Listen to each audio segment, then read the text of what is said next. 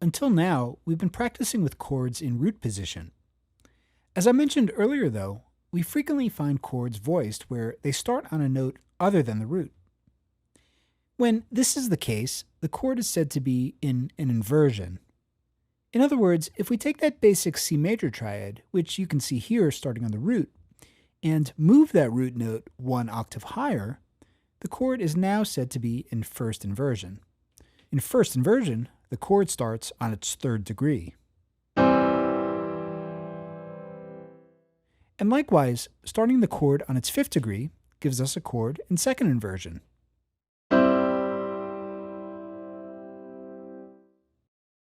We also find seventh chords in inversions. Here are the 5 types of seventh chords in C, all in first inversion.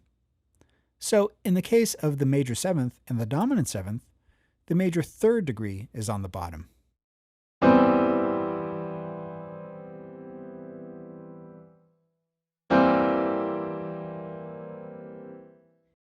And in the case of the minor seventh, half, and fully diminished sevenths, the flat third degree is on the bottom.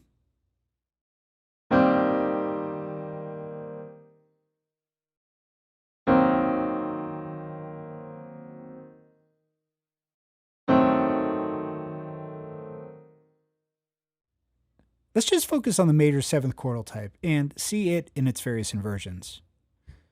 So first we have it in root position with the note C on the bottom.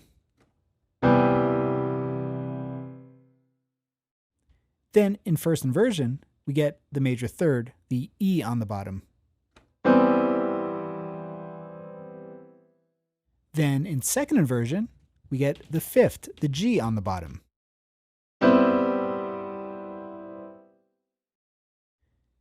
And then finally, since we're dealing with the seventh chord, which has 4 notes, we get a third inversion. Here, the third inversion starts on the note B, which is the major seventh degree of the C major seventh chord.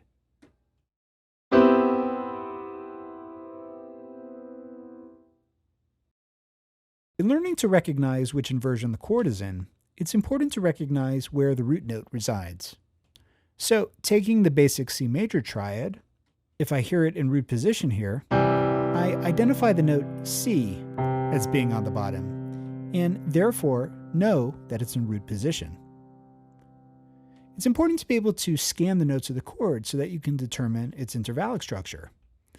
If I hear that root position chord and I scan its notes, I can hear that they're stacked in thirds.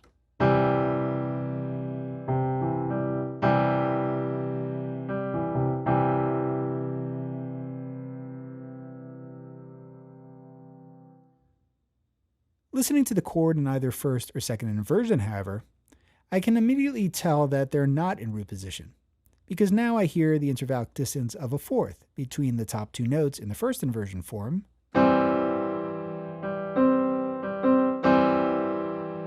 and an intervallic distance of a fourth between the bottom 2 notes in the second inversion form.